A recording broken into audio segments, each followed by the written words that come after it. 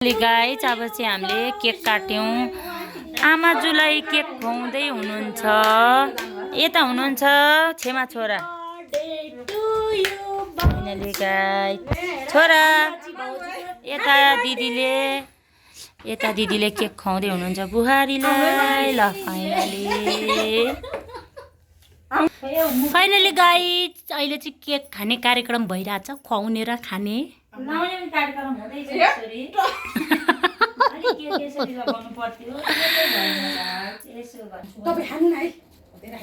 यता हुनुहुन्छ कान्छी नन्द केक खुवाउँदै हुनुहुन्छ। नन्दले पनि क्वाप्पै खानुभयो।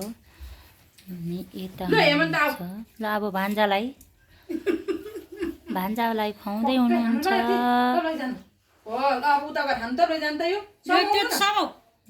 माइजूलाई नौ पनि खुवाउने भनेको। यता हुनुहुन्छ भदैनीलाई खुवाउँदै हुनुहुन्छ क्वाप्लक्कै।